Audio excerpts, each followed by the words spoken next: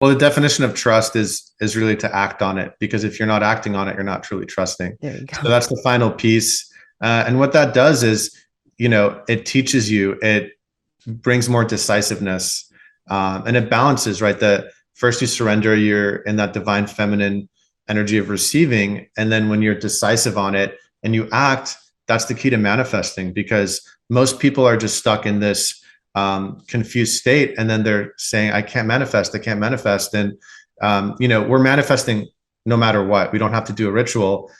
Life is just reflecting back our perspective, but we haven't actually chosen. It's kind of like you go to a restaurant and the waiter comes and asks what you want. And you say, well, I think I might want the gluten-free burger, but I'm not sure if I'm worthy of it yet, or if I have enough money. He's not going to go to the kitchen and tell him to make it for you until you decide. And it's so simple, yet that's where most people get caught up. And the power of decisiveness is huge, because that's when the universe is like, okay, and you're choosing it. You can rapidly manifest incredible things from that. And it's by holding that faith and letting go of the how, right? How am I going to afford this? How am I going to find this person? It's just holding, because once you smile, the mirror will smile back. You never want to wait for the mirror to smile first. And that's how reality works.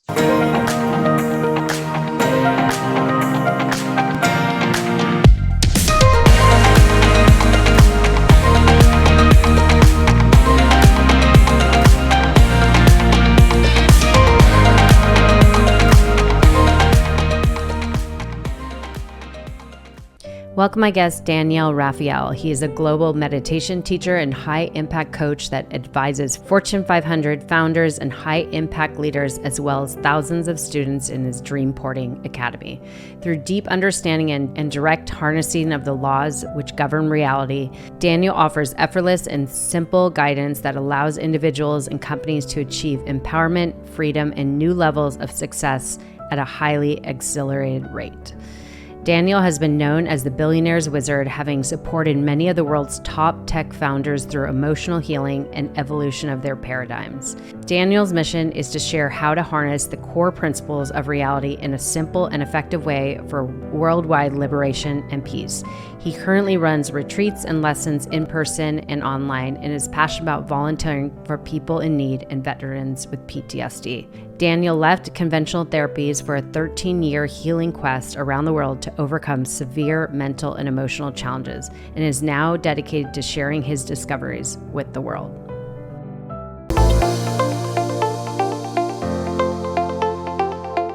I'm so honored to welcome on the show today, Daniel Raphael. Thank you so much for making the time and showing up today. And I know you're going to provide so much value. And I know, as we were touching on before I press record, I know a lot of the men that you as well know that you've been surrounded by, and just such a powerful group of men in your sphere that have really made an impact on this podcast. To name a few is like Preston Smiles, Garen Jones, Stefano, Charles Clay, and I'm sure there's many more that have been on the podcast that you know. And I can't wait to hear from you and the impact you're making today. So welcome to the show. It's an honor to be here. Thank you. Well, let's just jump right into the deep end and just hear from you, your journey, your story of what has led you into how you serve people today and really help them transform and heal their past traumas and anything holding them back or blocking them from really manifesting anything in their life. So what has brought you here to serve people today? That's a great question. Well, like a lot of people in the world, I found myself depressed and had social anxiety and crippling insecurities. And it's pretty much on the extreme spectrum of being so disconnected from life and unable to function.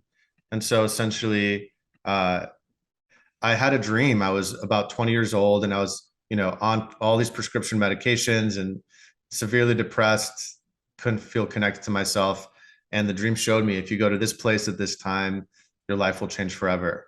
And then I just woke up, and it felt like more than a dream. And I decided to follow it. And I went to this festival, my first festival. And that's where I found, on top of a hill, this energy healer, which I didn't even know what that was. And he had a sign that said free energy healings. And I was like, okay, I'm going to try it. And in about 5 minutes, it just completely transformed my life. And that's when I decided to switch my whole focus. I want to learn to do this, and I want to share it with others, and I want to, heal myself. And that started a 13-year journey around the world, living with African shamans and in the Amazon and all over the place to train with masters and healers, just to heal myself deeper, to connect back and open my heart. And that's when I learned that I had my own gifts, like I think everyone does, in healing and intuition. And it started with Craigslist ad, just to like, anyone need help, donation, to being flown around the world by world leaders and all sorts of incredible people to support them. And I think for my own just deep trauma, I was on the autism spectrum, had suicidal depression, could barely connect at all or make eye contact. So by me spending, literally thousands of sessions and so much work on myself to gain function, it became a lot easier for me now to go into all sorts of different people and help solve their issues really fast. And I like to use the Rubik's Cube metaphor, where it's just really easy for me now to, whatever people like, okay, I've had this for 30 years. I've tried all these healers. And a lot of times in 5-10 minutes, it's completely transformed. And there's nothing special about me. It's really just a system that came through called Dreamporting, and that now I'm teaching hundreds of people around the world to do as well. So that's what I'm most excited about, to just empower everyone to be able to share that themselves and create a more beautiful world. Beautiful, beautiful, and so inspiring. I mean, there's so much to unpack there. So I guess the first question I would be curious about is, you went to this festival and you were approached by an energy healer, and you never knew of anything of that in that world, which I know a lot of people, probably especially listening to this podcast, know what energy healing is and have a grasp or an idea what that is. But I'm curious, you said it was such a transformational time period of your life, and it really opened you into exploring this new life and this new sense of being. So in that experience, what exactly came forward to you, and what did that unlock in you through that energy healing that transformed you? Well, essentially, I was living in hell pretty much, where anytime someone laughed, I thought they were laughing at me. I wasn't myself. I was trying to control and be someone I wasn't. And there was like hundreds of layers of programming, of just being in this cage where everything was just extreme anxiety and depression and insecurity. And when I had that energy healing, it pretty much all just went away. And I felt calm, and I felt, to me, it felt like enlightenment. And now I know it's like just the beginning of my journey, but that's how different it felt from being in that hell, so to speak, in my mind for so many years, to just being present and then being able to look at people and make eye contact, Mm. feel love. It was the most amazing thing ever. And so it shook me that deeply, to where Wow. it changed my whole life. It's so remarkable. And I could actually like visualize the experience for you, like what you went Yeah. through, because I could only imagine there's a lot of people that are held down by either their past beliefs or these stories that have just literally like had them putting on masks just to like, obviously protect themselves from being hurt or seen in a way that they in their mind have created this narrative that they're not worthy or loved or anything. So I'm curious, what do you think is the thing that holds most people back from really stepping into the life that you then experienced? What do you feel is like that big barrier that holds people back? It's the false identity. It's the collection of beliefs of who we think we are that then magnetize more of those experiences, create false meanings about what happens, takes responsibility for other people's projections, and all those things that continue to kind of prove to us that false belief that there's something wrong with us, when it's really society that is backwards. And so, energy is one way of dissolving that, which seems to be so much faster than traditional therapy. And, that again, I tried for over 10 years, that really didn't do that much for me at all. But the energy work, it can transform things quantumly and allow us to experience it in our bodies and not just in our minds as a concept. So Yeah. So how do you begin the work with somebody, let's say, that was feeling once where you were? What is like the beginning process from everything you learned in the 13 years of traveling and all these ancient modalities? I know there's, like for example, breath work, I know is a very powerful one that has been around for ages, that is now used as a modality to help calm people and reduce anxiety and instead of being this fight or flight space. So, how do you begin to help somebody dismantle those beliefs and those patterns that they've, you know, upon layer on layer and layer and layer that they just like have this wall up? How do you dismantle that for somebody? Totally. Well, it's just being a clear mirror of reflecting that it's not actually true. And so, me and how I teach people is to have the right perspective where you're not seeing them as a victim, you're seeing them as perfect, and using special energy rays that can instantly reveal their core issue. So they might be upset about something in the relationship, but it's usually something that happened in childhood or very young. And so the energy shows them literally the core root issue. And then in a few minutes, usually, we alchemize it with love and awareness to realize that they don't need to put up that mask anymore or push back, whatever it is. And they receive that love or whatever it is they've been blocking experientially, which starts the chain reaction of awakening. Mm. And of course, everybody has heard the concept that energy is everything. And so I know you talk a lot about the frequencies and that there's different frequencies and really how do we actualize that in our life. So for somebody that's really new to, as you were, the energy healing, do you believe that we first have to be a believer? Like we have to dismantle that idea that like being skeptical that it is even possible that energy healing is a thing that could help us? Do you believe somebody has to have the belief before it to actually help them? I don't think you need to believe in it for it to work. You just need to be open to some degree where you have to allow it with your free will because it's just Mhm. honoring the law of free will. So, when I learned Reiki as one of the first things over 10 years ago, and I did it on one of my family members that didn't believe in any of this. And, my grandpa just passed away, and she was able to see him and have a conversation with him and had a deep spiritual experience while I was doing Reiki on her. And same with another this mayor of a town in California didn't believe in any of this, and his pain went down, and he was just like, "Whoa!" And he didn't believe in it, but he was like, "Sure, I'll try it." So as long as you're open, you'll be able to receive it, and that's the part of dreamporting is to show you where you're holding on, Mhm. because once you know where to open, then the miracles just happen. It becomes an automated process.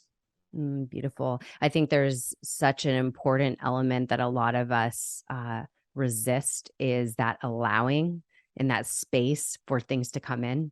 And I think that's what our world is. We're constantly doing all these things that we don't create that space and that time and that peace to allow things to come into our life. So I think you know, I think that's one of the important steps is just being able to create the space for things to actually appear in our lives, the blessing and the answers and revealing that truth to us. So, uh, when you talk about mastering like the frequencies, how do you can you explain that?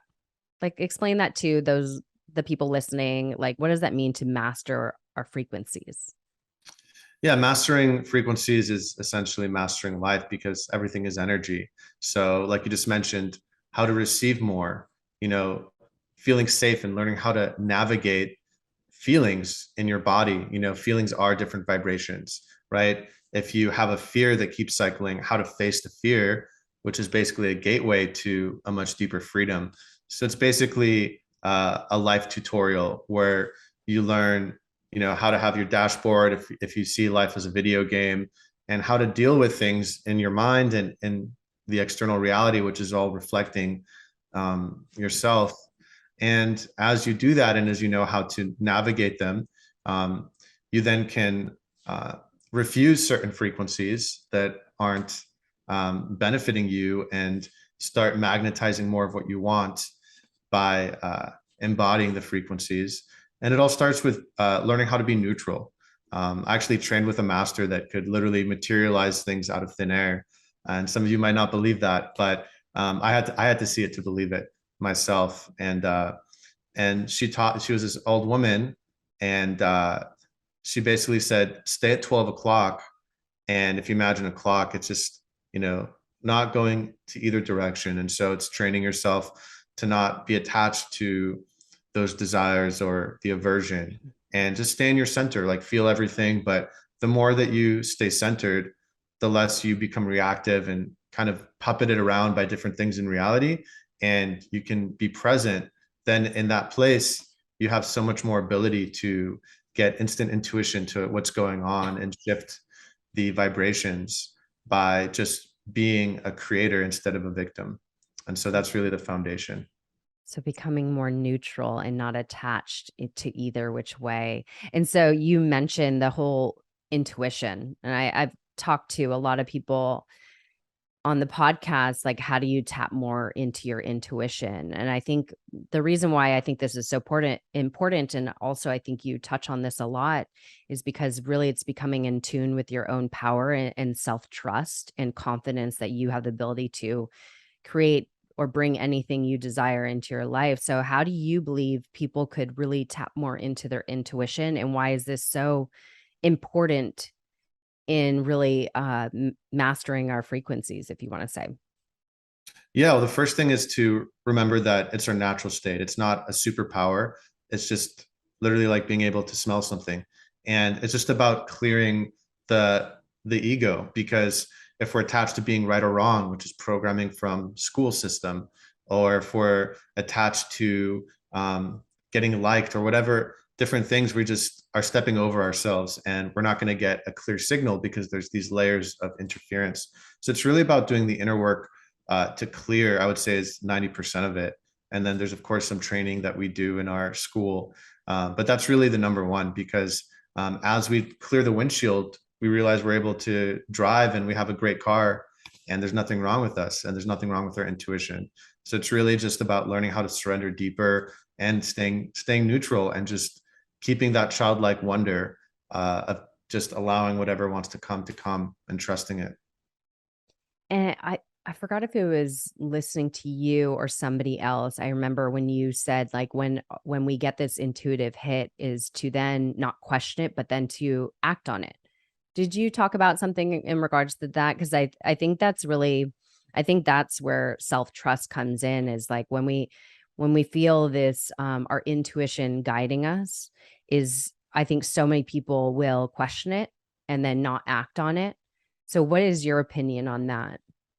Or how to really trust that we're being guided?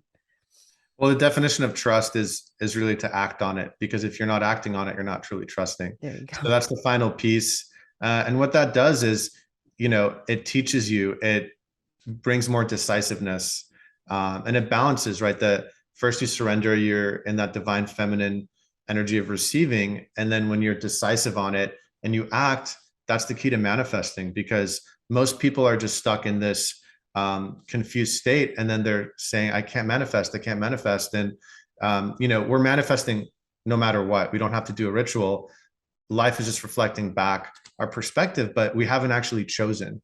You know, it's kind of like you go to a restaurant and the waiter comes and asks what you want, and you say, well, I think I might want the gluten-free burger, but I'm not sure if I'm worthy of it yet, or if I have enough money.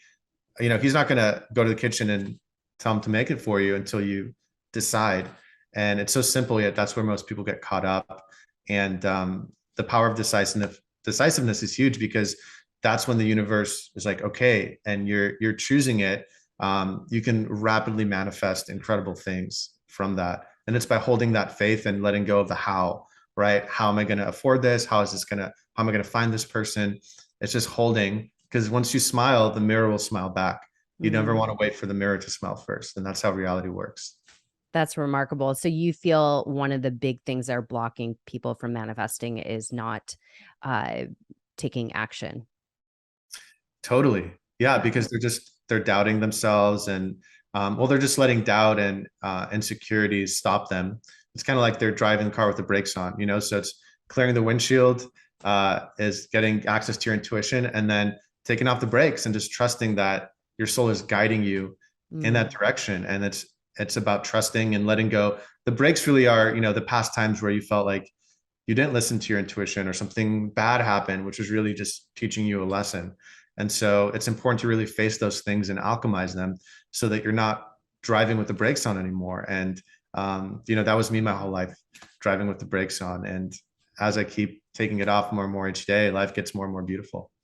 I love that. That's such a great analogy, and it's such a like, it makes so much sense. Like, if you picture your life that way, like, the little reality check right there.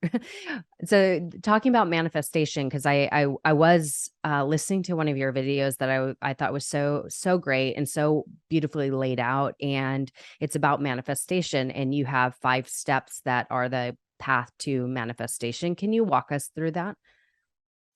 Yeah, essentially, I learned about manifestation from all walks of life, from very spiritual minded billionaires to spiritual masters and all sorts of things. So there's, I can unpack it into many steps or just a few steps, but essentially, the first thing is you want to really clear yourself and tune into what your soul really wants, because you can manifest from your ego. And I've done that before. And then I realized, whoa, this is not actually what I want at all.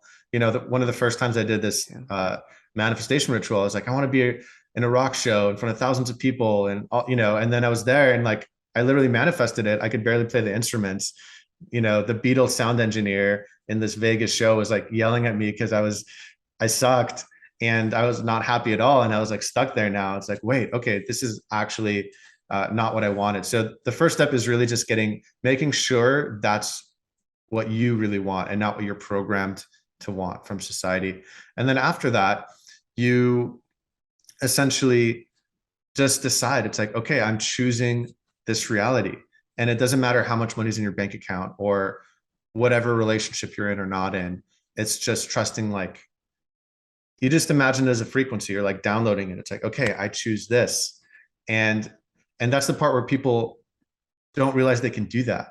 It's literally like pressing the remote, right? When you press the remote on TV, you're just changing the frequencies.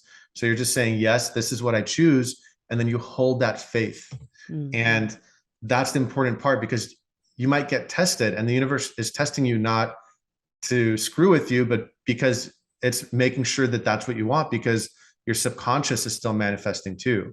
So your subconscious might be saying, well, based off this false image of who you say you are, you're not worthy for this, or you're not good enough for this, or all those things. So, for example, if you're working at a job you hate and you want to manifest a new job, and then maybe a day or two later you get fired. So you can either freak out and start getting deeper in scarcity, or you can trust that, hey, this is exactly what I asked for. This is part of the process. And when you hold that faith and hold that vibration of trust, then you accelerate the process of letting the universe move mountains to give you what you've asked for. And that's the art of surrender. It's letting go of the control, which is the limits, thinking like, well, I need to figure out this or look for this, from that small self, and just follow the signs, follow the clues and the synchronicities of, oh, I feel like I really want to go to this party tonight, but I just lost my job. I shouldn't, So it's like, what act are you going to act from your intuition, your feeling, or are you going to act from those old mental constructs that got you to where you were before that you weren't happy with? And so as you take leaps of faith, you can radically manifest things very, very fast if you just follow the signs and, asking from support from the divine. You can work with angels. There's different spiritual techniques that I teach as well, and that a lot of people share, because we don't have to do it alone. And there's so many ways to receive support in that. And that's what helped me so much, because I felt so stuck myself. And when I started working with angels, for example, it just blew my mind. That's how I manifested my partner. That's how I manifested my dream home, and so many mind-blowing experiences around the world. And it's basically just giving yourself permission that you can ask for it. And a lot of people just have trouble owning it. And again, that's from the false identity, where it's blocking them because they believe they're something less than awesome.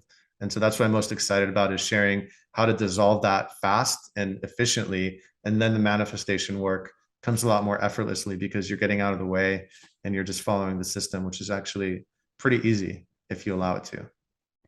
Okay, I have a lot to comment to that. So one thing that I think is really keen that you mentioned is that clarity that some people think like I think this is really fascinating. And I remember, do you know Coop Blackson? Have you heard of him? You should definitely check him out. He talks a lot about his book is called Magic of Surrender. And it's really beautiful how he lays it out and walks people through this idea of surrender and why it's actually a blessing. But I remember him mentioning that the whole concept, how you said the clarity of what you actually desire and what you manifest, it's like, is it from your ego or is it from your soul, your highest self? And so many people think what they want is what they want, but then reality checks, they're like, when they have it, they're like, they still feel unfulfilled. And that's when you know you're not in alignment with what you truly desire. And so getting that clarity is really important. But I know one of the things you mentioned in your video that I listened to is getting very deep on the why you want something. And Mhm. I think from what, listening to that through the process of understanding why you want something will deepen and connect and give you more clarity if that's truly why you want, if that's truly what you want deep, Totally. because that why, right? Wouldn't you say? Exactly. Yeah. It will give you deeper clarity, and also it will stop you from having that wobble, which is super important to be able to manifest. Like one of my friends who's one of the greatest CEOs of our time, fastest growing entrepreneurs, and his wife said, I don't want to have you die before me and experience that loss. And he's running so many different companies. So he decided to work out every single day, pretty much in the morning, and all these other things to be the healthiest person so that he can outlive his wife. So she doesn't have to experience that because he loves her so much. Oh my So gosh. that was his why. So there's no question. It's like, doesn't matter what's happening. He's working out and he's doing all these things to be healthy. Right. So for him, that was enough. So it's like Mm. really getting to that point because we need that in order to fully commit. Because once you commit, the universe commits as well. I love that. And I think I would assume you probably have a prompt for people to go through in your program to really uncover that and get to that deep why. I like to call it uh, peeling the onion, like getting super, like more you peel the onion, the more you unravel this deeper why. And then once you get to the end of it, then you're like, so your foundation is so solid and clear that you could revisit that and that will then keep that motivation going, as you said, for health, working out every day. If you have that deep why of why you want to be healthy, then you're going to show up every day for it. So I think that's beautiful. I think that's a great reminder. Yeah. Definitely. Yeah, And it's beautiful.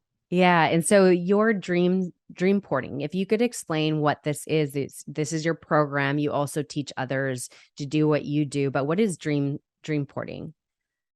Yeah, it's essentially a system to radically free your life, free yourself, and manifest your dreams. And it's an alchemy of my experiences for many years and just a unique set of tools and system that came through in meditation. When I was going through my dark night of the soul, where like my whole life was burning down, and I prayed for a way. Basically, like it was everything just burned down in my life, and it felt like it was going to take years for me to recover. And I decided I don't want this to take 3 years. How can I completely go into a new reality in 3 weeks? And I started drawing a map, and it was this treasure map that guided me every day to just completely transform my life. And within a few weeks, I became the happiest, most abundant, greatest version of myself from what just happened, which was really horrible. And then I realized, oh wow, I can repeat this. I did it again. It worked again, and now I share it with a lot of people. And it's meant to be fun. It's meant to be a gamified version where you get to interface with your higher self, with your intuition. Mm. And the more that you do that, the faster and easier it is to really make those quantum leaps. So it's essentially a system to quantum leap your life into a new timeline, which means it's just you're literally teleporting into a new reality, your dream life. Okay, so can you share with us a little teaser of what this treasure map might look like, or if you could kind of explain it deeper, like if you were to give us an exercise to take with us after listening to this episode, whether it be the treasure mapping or something else. Well, I guess that's a two-part question. So first, the treasure mapping, if you could kind of give us an idea what that looks like. And then the second one, if you were to give us some homework to kind of start this process, if we have yet to jump into your dream porting. Yeah, definitely. Well, we have a 30-day quantum leap program called the Dreamporting Quest, where we guide you onto making the map and timeline shifting, which is really cool. But essentially, it's getting into a trance state where your brainwaves shift into an enhanced state, and you're able to download from your higher self, literally the days of the month. You might get specific actions or clues on specific days or things to do. You might get a pledge, which is basically like, okay, I'm going to quit social media for 3 weeks or water fast for a few days.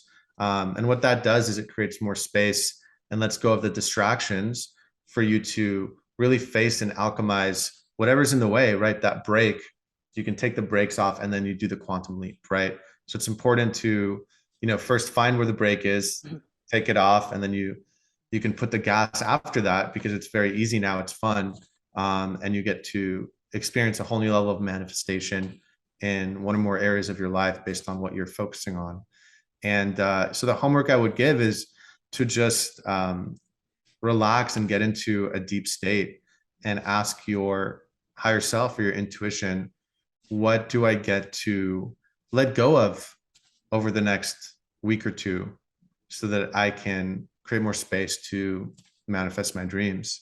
It seems so simple, but every time I do this, I try to do this once a month at least, and let go of, it could be, okay, no Instagram or only this type of food. I water fasted for 12 days, close to a year ago, which totally changed my life. Wow. And, from whatever you're guided to do, it allows you to really go deeper within to locate those breaks and take them down. And then you can really open up a new level of abundance and intimacy and joy in your life. Mm.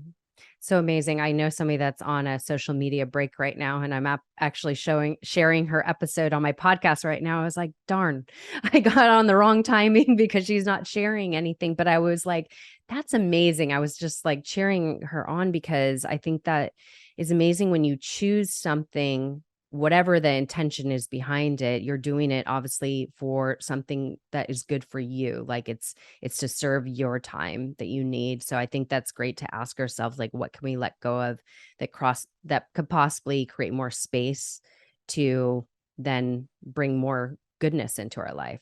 It's like she shared subtracting more from your life than adding in. And I think that's a great way to look at things. Is it's not necessarily like, can I add, can I buy this? Can I buy this journal so I could do this? Like, it's like more, So more eliminating. I think that's a great way to look at it. I love that. So, I was going to ask you, sorry, I just went so blank. Oh, do you find that, like, when you are walking somebody through like manifestation or this process, do you feel that always these limitations will come up? Like, because the whole idea is like, I think, is first healing those identities, those stories we have, and then we're able to then manifest and bring more into our life more rapidly. But do you feel that no matter what, we will always have these things come up? And then in that case, what do we return to? Like, how do we remember like what we've healed in those past beliefs? How do we return to that healing that we've experienced? Does that make sense? yeah, that's a great question. Well, it seems like, we're in a bubble and whatever is outside of us is things we don't know or we're not aware of. So, I work with people that have been suicidal and, have no money. And I work with, co-founders of the biggest companies and everyone in between. So there's always these huge limits, no matter where you are, right? There's always so much more. And one of the keys is to stabilize your awareness. And that essentially means to live in a state where you're not experiencing duality or limitation. And so meditation helps with that. Doing inner work helps with that. But essentially, when you keep your heart open and you're not feeding those thoughts of judgment and separation, then it's so much easier to instantly manifest incredible things. And so it's not as much of, it's basically building momentum and stabilizing that state, because once you're back in that state, you can pretty much do anything. And when I have been in that state, one time I sprained my ankle. I was giving a talk, and I've done that before, and it was excruciating. I could barely walk. And my friend was like, "Oh, that's probably going to take about a few weeks to heal." And something in me just decided, like, no, like I refuse this reality. And uh, I got a message to sit on a chair nearby by a fireplace outside. And all of a sudden, a NASA astronaut walked by, who was super busy, of course. And she just stopped and looked and saw an empty chair next to me. And it felt like a glitch in the matrix. And then she just sat down without me saying anything. And then she saw my sprained ankle, put a space healing device on my ankle. In 15 minutes, it fully healed. And I was Wow. able to go on a run, like 100%, no pain. And it was because I just knew inside, like, no, there's another option. I didn't know what it was, but then I had to listen to my intuition. I had to let go of control, because my mind was like, well, how do I do this? And it just said to sit over there and do nothing. Right. So that's really a great example of when you're in that state of non-duality and you're realizing that you are part of everything and everything can help you if you're not going to separate yourself from it and try to control it all, thinking the little you needs to do it. Right. And so as we awaken and stabilize that state, that's when more and more miracles become an everyday part of life. That's so beautiful. I think that is so keen when it comes to our health. And sometimes when we get these diagnoses or, like, oh, it's going to take you 6 months to heal. Oh, like even for example, I had COVID and I knew I'm like, my immune system's going to fight it. Like easy. I'm going to be better in no time. And that's really what happened. And I Mm-hmm. remember one person's like, oh, what, you think you'll be okay in a couple days? Okay. That's awesome if you can be, but he's like, didn't seem to believe that. I'm like, no, I know I'm going to be better in a couple days, easy. Just because I trusted that. I trust my body, and I don't believe the common narrative, so I think that's the other thing is really, again, trusting ourselves and allowing possibilities to be there and present. Like it's not always one thing, right? So I think that's a beautiful way to look at it and experience life too, to get to that space of not trying to control or grasp onto the truth that this is no matter what the truth. So that's amazing.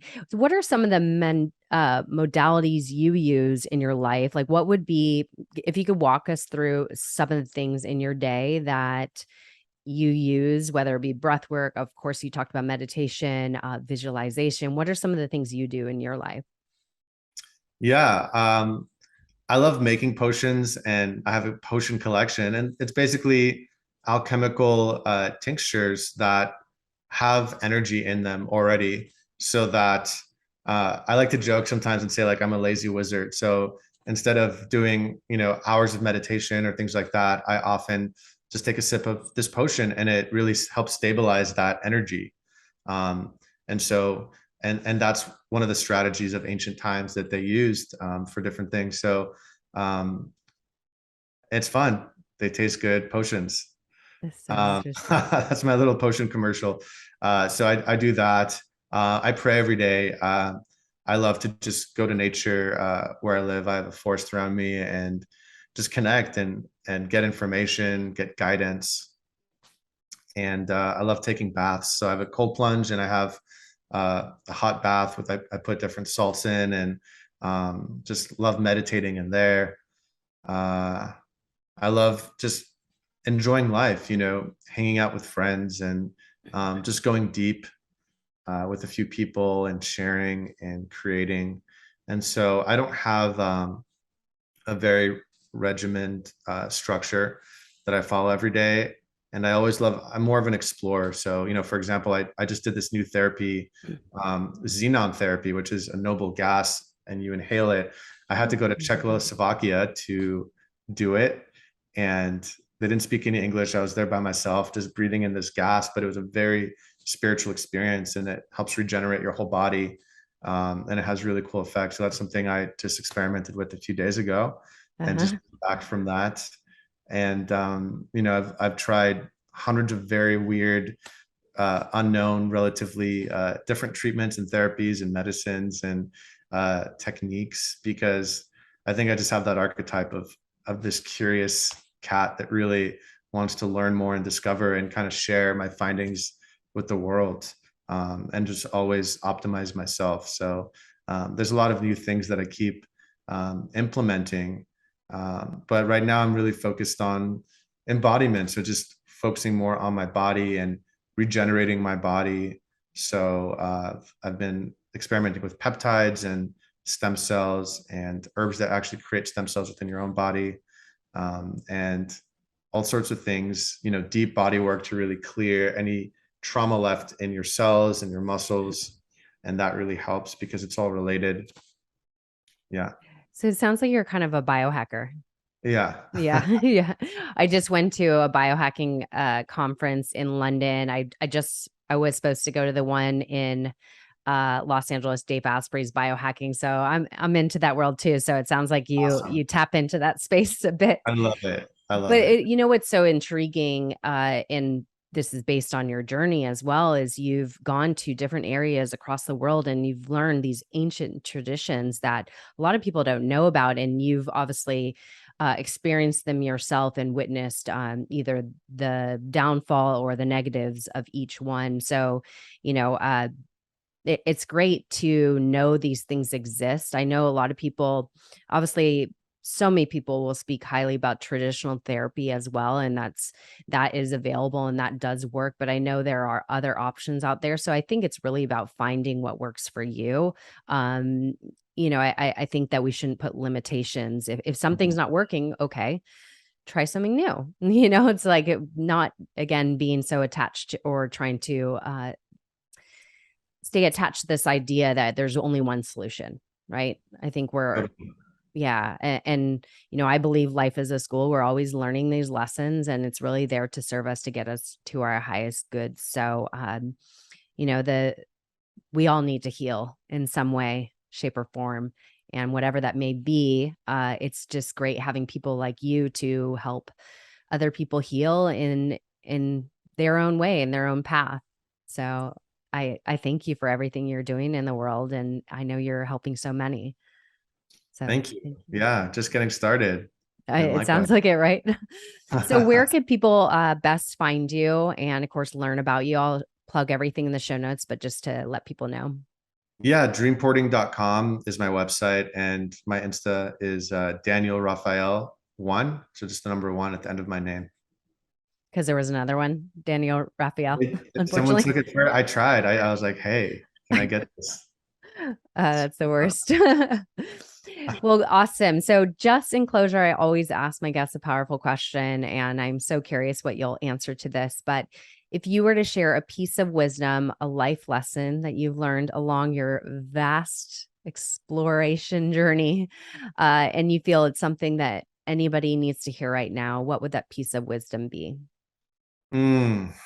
Mm. What came to me right away was to not blame that person that might have abused you, or whether it's in childhood or your current relationship or whatever it is. If you just play a game for a second and imagine that that person is actually just an aspect of you that you weren't aware of, right? It's like you want to be seen.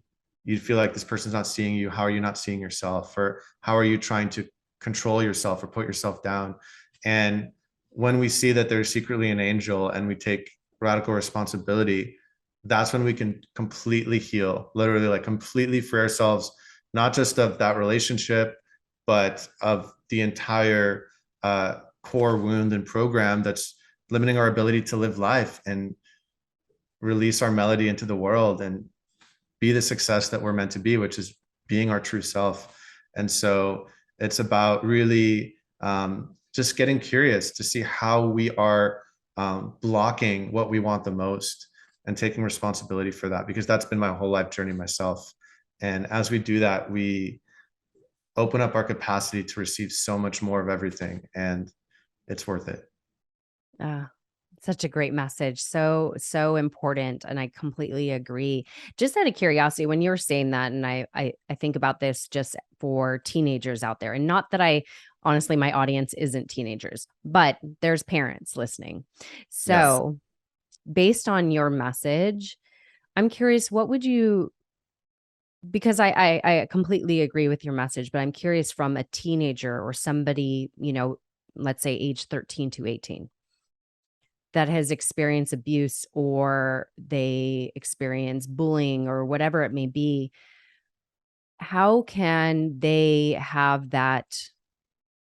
I'm trying to I want to answer, I want to ask this the correct way.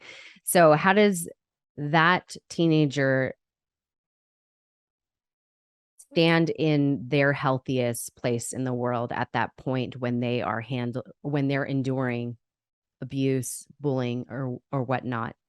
Because it's not at that time, whether it be a parent abusing the child or whatnot, it's not their fault that that's happening, right?